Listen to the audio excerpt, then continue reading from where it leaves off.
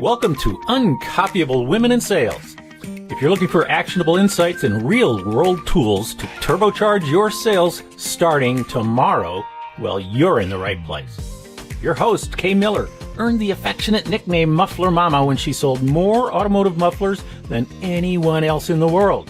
In this podcast, Kay will talk to another superstar woman in sales as they reveal uncopyable strategies you can use to rack up more leads, snag dream clients, and take your sales numbers through the roof. Stay tuned and get ready to make more sales and how about this? More money. I'm thrilled to chat with today's guest, Dr. Jane Sojka. Jane earned her doctorate in marketing from Washington State University, studying gender differences in salespeople.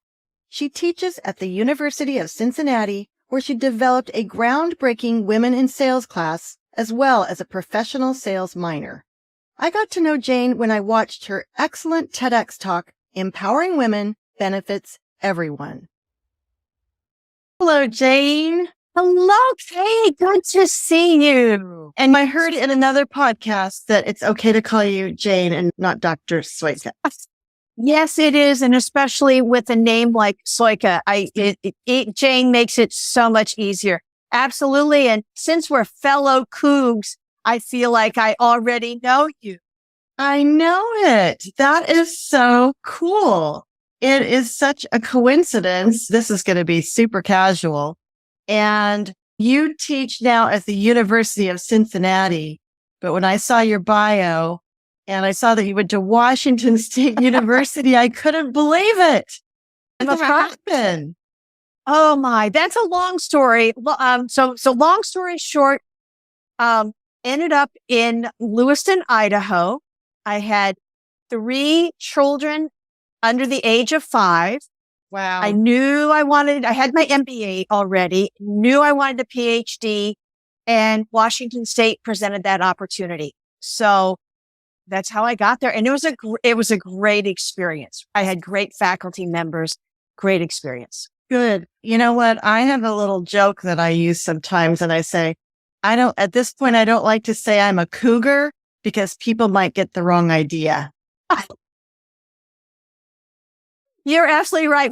I've made the cat rounds because I was a cougar, and then I went to Ohio University, Bobcats, and now I'm at the University of Cincinnati, Bearcats. Oh my God. So now I just say I'm a cat. But I'm likely to get confused which cat I am at which time. I'm a cat. That's so funny. Yeah, you've got some consistency there. I do want to touch on your impressive bio and what you're doing, but I will include the full bio with the podcast episode. But like we said, you got your doctorate from Washington State University. Mine was just a bachelor, by the way. And you studied gender differences in salespeople, which is so perfect for this podcast, which focuses on women. And then you developed a women in sales class. And I have listened to some of your podcasts. I listened to your TEDx talk, and you've made so many great observations about the differences and what women need to focus on, especially, and I want you to be the one talking about this, but the resilience and the confidence and empowering women to negotiate. Let's just hear a little bit about what you can remind or inform our listeners about what we as women need to focus on. Wow. Okay. We don't have 3 hours here. We only have 30 minutes. Yes. Let's focus it down. Let me do just a brief little history. When I started teaching at University of Cincinnati, basically started their sales center, their sales program, their sales minor, because you and I both know sales is a great opportunity, and it's a really good opportunity for women and men. Okay. For career options, for financial security, everything. I was teaching large sections of intro to marketing, okay, and recruiting students. And I would recruit women and say, you like my classes? Take my sales class. They would not do it. And even the ones who were in the class, who were my best students, okay, And I would say, you really ought to apply for this top sales position. Oh, no, I'm not ready.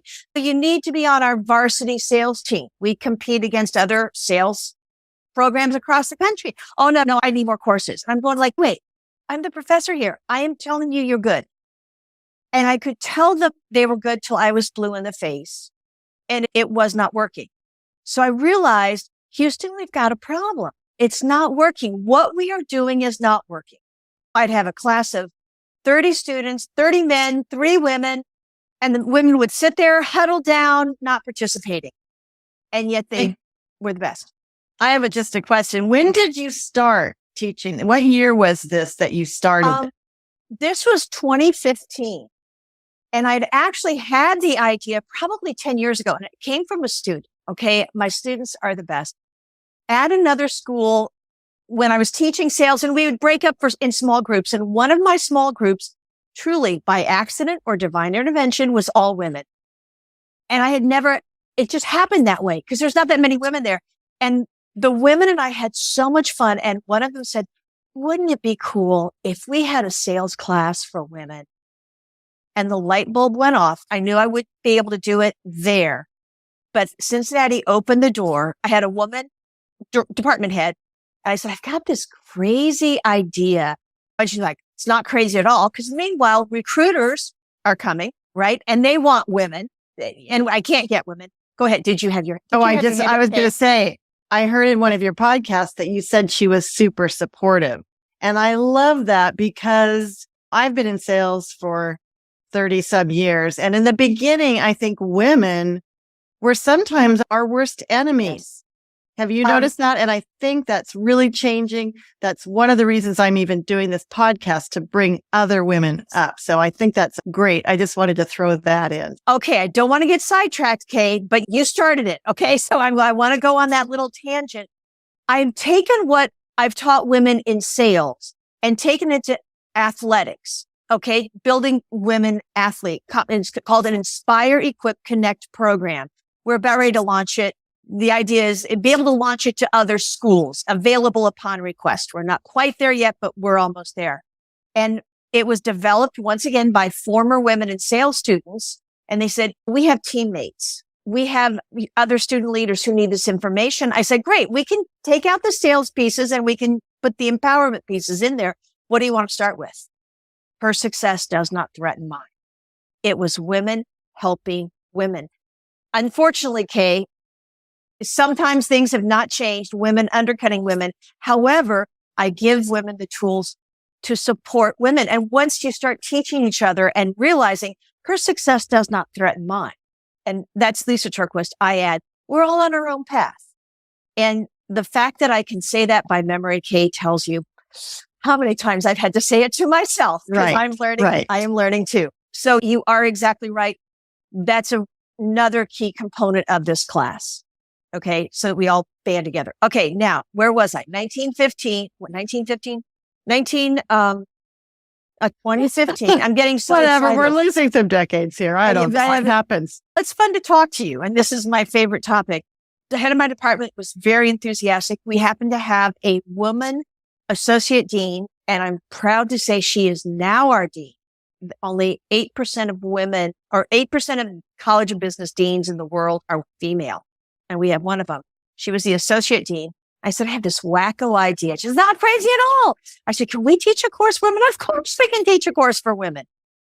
And Procter & Gamble thought, yeah, man, if we can find a way to attract women into sales, it's a good thing. It's a win-win for everyone. So when I started the class, really all I knew was that women sold differently than men. The women were getting really turned off by the pushy, and I love my men. Okay. And I love my men, but they're pushy. And so they were like, oh, that's not the way I do it. And I don't want to be like that. So truly, that's what I started. And then from that, the course just keeps building and building, and the information and what I teach keeps building. So that's yeah. And I want you to touch on some of those things that you do teach the women that we all need to be aware of. I think probably the first thing, and this came up in a rather well-known HBR article, women are not risk takers. And I'm right up there. I'm all about security, and that also with women spending money and retirement and everything. And sales is scary. You know that. In marketing, you can not, and I love brand managers too, but you behind your team. Okay. You've got a team. In sales, you're the one asking for the sale. And it's scary. I can't deny that. Also, the compensation is scary. What happens if? So probably the first thing I needed to do was get women over their fear of failure. Okay. And I call it fear of failure. Some people it's very closely aligned and related cousins with the imposter syndrome. Okay. What happens if I'm not good enough? What happens if they figure out I don't have all the answers? Hint. None of us have all the answers. What happens if I make a mistake? Oh, what happens? So this kind of thing, that fear of failure. So if dig in that a little bit, what happens when we fail? Okay. And I'm going to say, I'm using the term failure, but it really means make a mistake. I say something stupid at a meeting. Happens to me all the time. I don't say something. Oh, I wish I would have said that. I make a miscalculation. That also happens to me all the time. My math was wrong. So it can be little mistakes. It also can be, I lost my job. I lost my spouse. I lost my income. I lost my house. Okay. That's not where you practice though. You practice in the little things. So what happens when we fail? The research shows women tend to ruminate about it more than men. And that is we play it over and over again. Okay. Now you think about that. That's really not real bright because like the ending is not going to change by playing it over and over again, but we replay it in our heads all the time. And I'm also going to say the research indicates that women ruminate more than men. My experience is that men do their share of ruminating too. They may not admit it, but they need it. And on another side note, I have come to everything I teach in my women in sales class, I now teach to my men as well, because I learned that they needed it too. But I learned it from teaching women. So we ruminate about it. And then what do? We beat ourselves up. Oh, Jim, you're so stupid. How could you do something so stupid? Everybody is, laughing at you now. Sound familiar? Yes. And this is all going on in our heads. In our little heads. Yeah, exactly. And it's not helping us. No wonder we don't want to I'm not going to apply for that job. I probably won't get it. So I'm not going to apply. That, now this is what something men do. Never stops men. Okay. I think men have 57% of the criteria they apply. Women, 100%. How do we overcome that as women? I do believe the key, because perfectionism is what I call a self-limiting behavior. Okay. Why are women, and once again, the research says women have the more perfectionist tendencies than men. I've seen it a lot in my men too. They just don't admit it. Perfectionism is a self-limiting behavior. And what we think, and this is misguided thoughts. If I'm perfect, I'm not going to fail. So rather than deal with, you know what, I might fail and live through it, which is resilience, we say, okay, I am going to be perfect and I'm only going to do things that I can be perfect in. And I'm only going to take courses that I can get an A in. Okay. Even though I'd really like to take this course. And so it's a self-limiting behavior to protect us. Okay. Working on a book now, and there's 4 or 5 self-limiting behaviors, but you brought up perfection. I'll talk about that. What I learned from teaching, and researchers have their laboratories, educators have our classrooms. And it was a P&G grant. So I experimented. I just experimented. It was great. Resilience is the antidote to fear of failure. Okay. Because you don't make friends with fear. No. Or friends with, no. Oh, I learned so much when I failed. Maybe I did, but darn it all, it hurts. Okay. It hurts. I don't want to fail. I don't like that. But so what I teach my students is failure isn't fatal. Resilience is the ability to bounce back quickly after failure. Today's podcast is sponsored by the acclaimed book, Uncopyable Sales Secrets, How to Create an Unfair Advantage and Outsell Your Competition by Kay Miller. Put the secrets in this book to work and you'll make more sales, grow your network, and become a top earner. See the show notes or go to Amazon.com and search for Uncopyable Sales Secrets to order the book right now. If you think about it, when we were all learning to ride bicycles, you fall off. What did you do? You got back on. And you got back on and Again and again. Again and again. And you learned how to ride a bike. We lost that ability. And instead, with women, what happens when you get turned down? In fact, this is another Harvard Business Review article. A woman turned down from a leadership position is 40% less likely to apply again. Wow. And Wow. guilty as charged. I applied for that. I didn't get, well, I'm never doing that again. I remember that you told a story about that and you had to overcome that yourself. So you're a perfect test tube example. One of my favorite quotations, this is from Elizabeth Lesser, and it's so true. You teach that which you need to learn. My students have taught me so much. And sometimes I'm leading them. Sometimes I think they're leading me. And sometimes, a lot of time, we're walking down the path together. Very wise. What I focus on early on in the class, before I get to talking like, how do you network? How do you spin sell? I didn't even talk about that for probably 8 weeks into the course. It is resilience. I want you to practice failing. So I was going to call it a failure assignment, and that was too dark. So A little too far there, huh? Not too far. So I call it's the resilience assignment. But I give the students 8 strategies for reframing failure. Okay. And let me give you a real simple one. Here's it's one of my favorites, but it's a really easy one. Failure is an event, not a person. I love that. I love that. Think about what happens once again. What happens when we fail? Oh my goodness. I can't believe I got a B. And usually it's a B on that test. I am so stupid. I'm never going to pass this course. I'm never going to graduate from college. I'm living. No. Reframe that to failure is an event, not a person. You know what? I didn't do as well on the exam as I would have liked. I am still smart. I am still a good marketing student. I still am going to have a good career. I'm friendly. I'm outgoing. I'm generous. I am a good person. Okay. Now let's start studying for the next test. I love that. I'm not a failure. I had a bump in the road, a bump in the road. Yeah. Failure is an event, not a person. And so I give them 8 different strategies. Okay. And I tell them another thing I've done in the class is change my analogies. Okay. I used to say a toolbox. And this comes from Elizabeth Lesser also. I don't use a toolbox. You don't have to think twice about a wrench and a screw. I can figure it out. Not my thing. Yeah. Not my thing. So I change the analogies to things that women relate to. And it's also really good for men because then they think, oh yeah, a little different. We're going dress shopping. That's something we can all relate to. And so these 8 strategies, what works for me, what looks good on me, may not look good on you.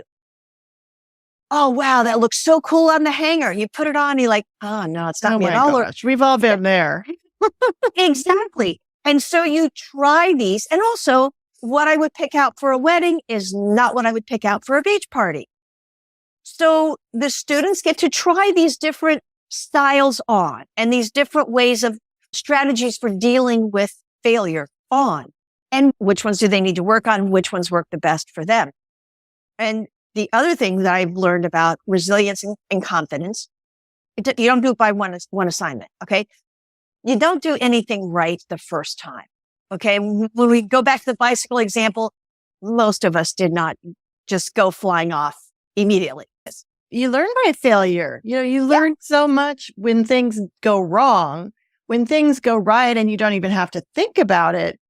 It's not as big of a lesson. And I always say, you're not as proud of the things that you accomplish with no effort.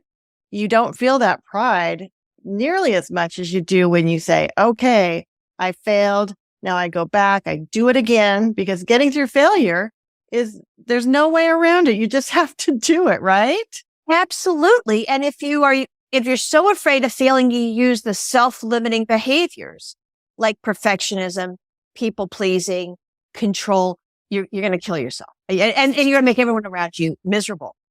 You have to practice I'm going to say practice failing, practice getting over the failure quickly. So when I started the class, I thought, let's do 8 times. Okay. Because I want to get them used to failed. Okay. Got up quickly. Failed again, got up quickly, failed again. I didn't need 8 times, 5 times. They have 5 papers where they express their failure. Here's what happened. Here's the strategy I used. And then reflect. Did I get over it quickly? And they move up, but it's 5 times. And then by the end of the course, it's what happens if a buyer tells you no? I go on to the next one. Yes, that's exactly right.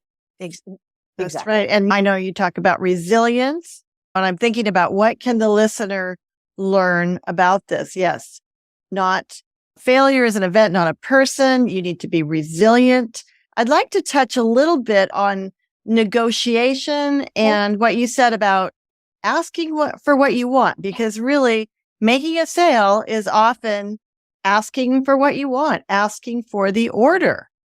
Absolutely. And as you know from my TED Talk, I love this. I hate the statistic, but it's a punch to the gut every time.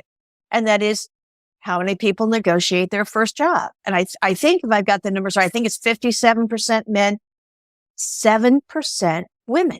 Wow. We are afraid to ask for what we want. And once again, why? Why are we afraid? And it's a fun discussion with women of all ages. And Kay, you would not be surprised. I do that workshop a lot with college students, women in business, women of all ages, and the answers are the same. I might get told no. Once again, that's a lack of resilience. For you, what happens if you get told no? Probably nothing. And you just keep right on going. But not always. I've talked to very experienced salespeople, women and men. That's hard. That's hard. Yeah. So how do you deal with that? How do you recommend that someone deals with that? Once again, I think it comes down to resilience, because you're going to get told no. You are going to fail if you're in life. You may use the self-limiting behaviors, but you're going to fail eventually. And so, change the tape.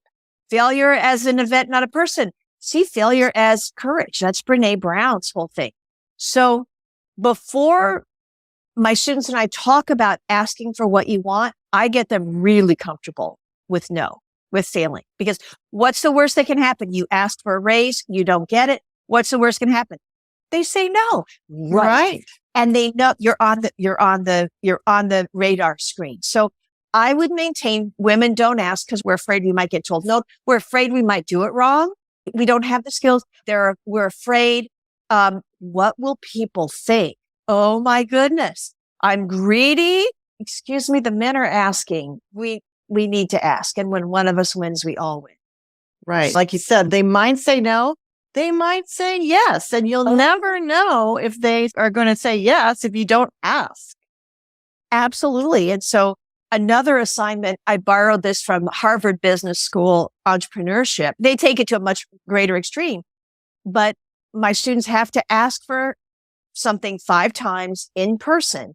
I don't care if they get it or not, but they have to get comfortable with being told no. And what they learn is they are shocked at what they get when they get asked. And these are small asks. You go through Panera, you order your salad. They say that'll be $15. And you say, could I have that for free? And they're going to say no. Okay. Yeah, Hand them the credit card and that's check mark. You did that one. You go up to the retail. I like this blouse, but it's a little pricey. Do you have any coupons? You never know. You know what? That is so funny that you said that, because I ordered something online recently. I'm trying to think. Oh, I know what it was. It was a pair of shoes because my friend's daughter is getting married in New York and it's going to be a formal wedding. So I'm a little intimidated. And I ordered a pair of shoes and I just looked online to see, are there any coupons? And sure enough, there was a coupon code, 10% off. And I got the 10% off. So exploring what might be possible in life and of course in sales. Hey, you never know what you might get out of that. Absolutely. And the students are shocked. And I make them do it. I make them do it in person. Okay. Because they're quite comfortable. They can run circles around me online, but it's face to face. Ask a stranger, could I substitute broccoli for the French fries, even though it's not on your menu? Ask. You can have the table by the window. Ask. Oh. They are shocked at what they get. And it's great practice because then when we go in to ask for salary or vacation or whatever, what's the worst that can happen? They say Right. no. Or asking for the order, giving Absolutely. your recommendation on here's what I believe that is best for you. They might not agree or they might choose the competition for some reason. Another thing I believe in is don't take it personally because it isn't always about you. It might just be the situation.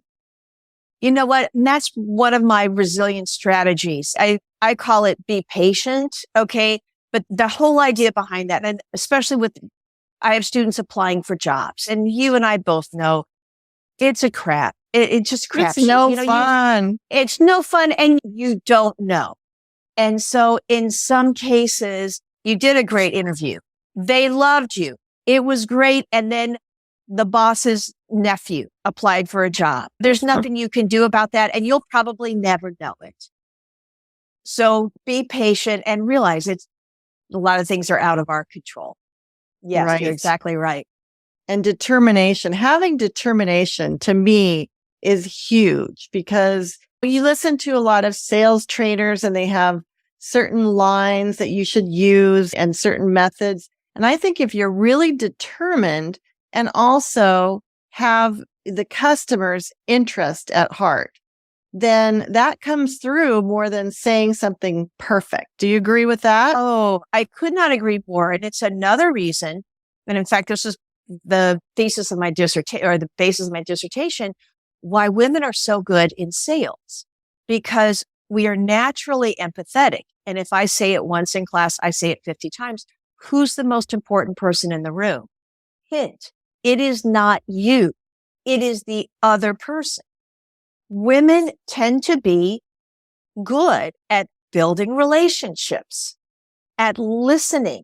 My students who are the introverts are like, oh, I'm in this class, but I'm scared to death. And because I'm not outgoing. You will make money hand over fist because you're a good listener. Exactly. And I have some examples in my book that salespeople, one of the things that we do the most is we talk too much. We talk about our company and the product and the history and all this boring stuff that the customer doesn't care about. Like you said, empathy and listening and really getting to the bottom of what's important to them. And maybe even introducing a solution that they haven't thought of. Like you said, those are some skills that I think women really have and are good at. Absolutely. And that's borne out in industry. So what do you think that the listener here or the viewer of this podcast, because we're getting to the end already, should take away as their most important things that they need to be aware of and work on? Confidence is a teachable skill. Okay. And you don't teach it to your children. I had 3 daughters and I could tell them till I'm blue in the face, you're good. You can do this. It doesn't work. It's an internal job. Confidence is belief in your abilities. They need to believe I can do this. And as a parent, as a sales manager, and as an individual, set up a series of wins. It's like a ladder. Okay. So my students, they have to do a recorded sales role play at the end of the semester. That's like an oral exam. If I told them that at the beginning of the semester, they'd all drop the course. Okay. But at the beginning, okay, I want you to talk to somebody across the room you don't know and find out what we have in common. What do you know? Nobody died and you met somebody new. Okay. Now I want you to go to a sales career fair where you're talking to salespeople who can talk to a brick wall. Okay. But the students don't know that. They're scared to death. I want you to talk to 3 people. Find what did you learn? And they come back. Oh, I did it. Yes, you did. And nobody died. Now I want you to go across campus and start conversations with strangers while you're waiting in line at Starbucks. What do you know? Nobody. Now you're going to talk to a customer, find out what their needs are, and set another appointment to show your product. And so it's a series of small wins where you're building. I did that. Yeah, this is not new. You've done this before. We're just raising the bar a little bit. And it reminds me, for every negative that you hear, just even in a relationship, for every negative with your kids, they remember those and they don't hear the positives. No. I think we all remember the negatives. Yes. I think really focusing on those wins and using those to build your confidence is huge. Absolutely. And I wish I would have known it when my kids were younger, but it really does work because I can see the difference. In fact, we did the research. We took the beginning of the class at the end of the class, and at the end of the class, the women, the resilience, we closed the gender gap. My women are as resilient as the men. And that's great because I want the men to stay up there. Okay. So that was good.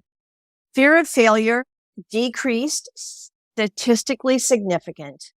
And what was interesting, the women actually had more confidence in their ability to sell than the men did. Interesting. And I've heard you say, you're not a man basher. You love your men and you include them. You're very respectful and impressed of the brave men that come to this class. But it sounds so rewarding to see that difference in how the women respond, just even over a semester.